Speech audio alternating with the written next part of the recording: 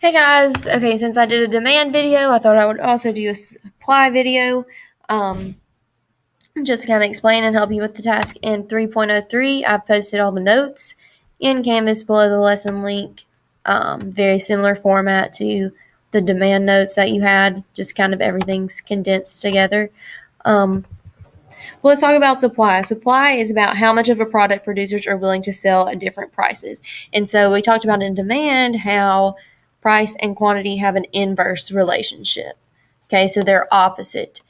With supply, price and quantity have a direct relationship. So if the price is high, the quantity is high. If the price is low, the quantity is low. And it says it all right here.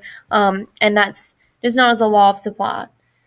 Okay, if the price is high, then the quantity supplied is going to be high. If the price is low, then the quantity supplied is going to be low. Okay, now the supply curve, it's kind of a mirror of the demand curve. Like if you took the supply or demand curve and you just flipped it over, it would look like this. Supply curve starts with in the lower left hand corner and moves to the upper right hand corner. Now, once again, a change in price doesn't move the supply curve. Okay, it just moves you to a different point along the supply curve.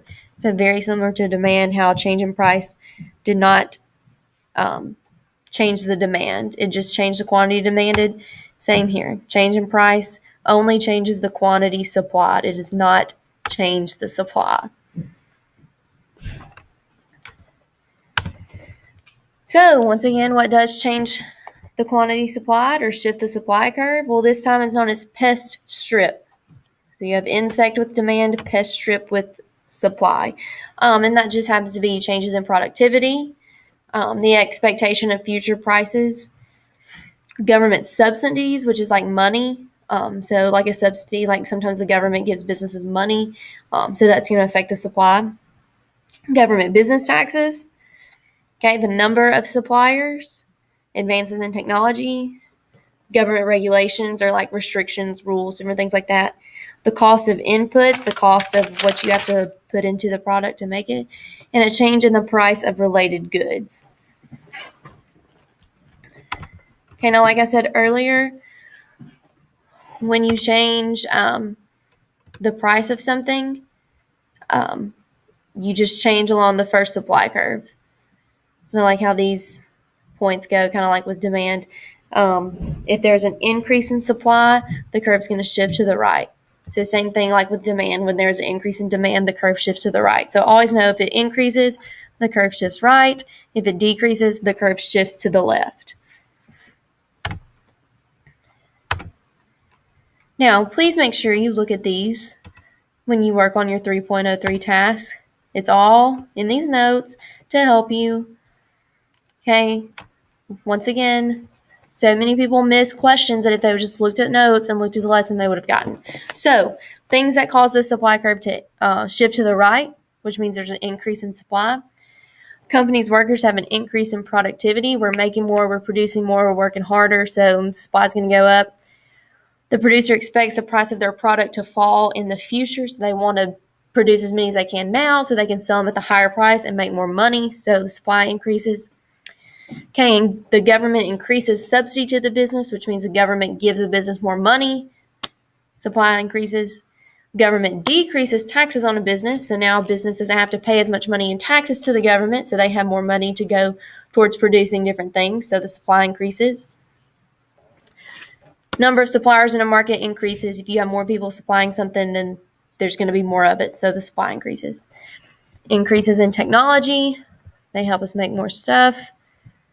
The amount of government regulations is decreased on a business. Okay, so there's not as many rules or like things like that they have to follow, restrictions, so they kind of have a little bit more freedom. Okay, there's a decrease in the cost of input prices for the business. So basically the price they have to pay to go into like creating the product, that decreases, and the price of related goods decreases.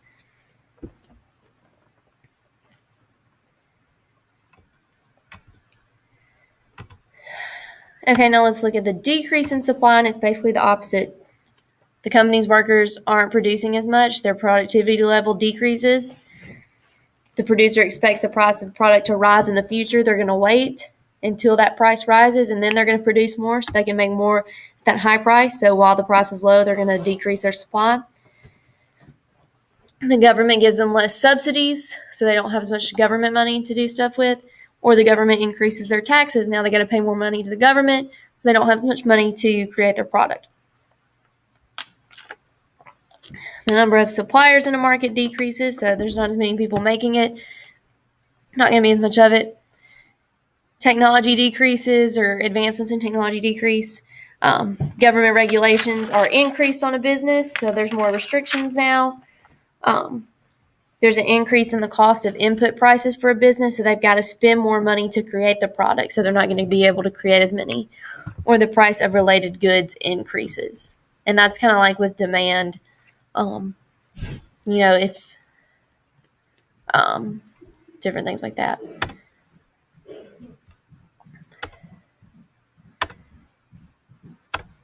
Okay, once again, I'm going to do a couple of these for you.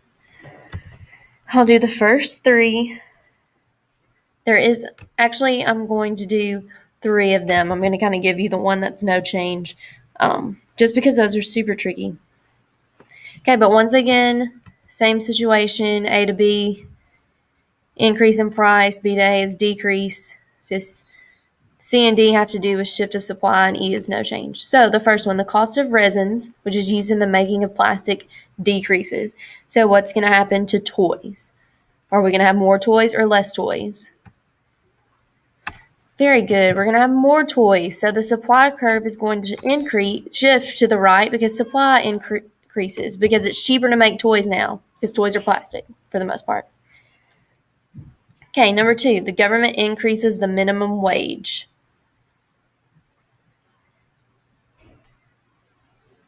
Okay, and that one is going to be D.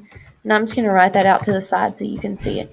Okay, because now that's like a government regulation. So minimum wage increases, so that means employers have to pay their people more, which means now more of their money is going to paying employees and not to creating their products. So the supply is going to decrease.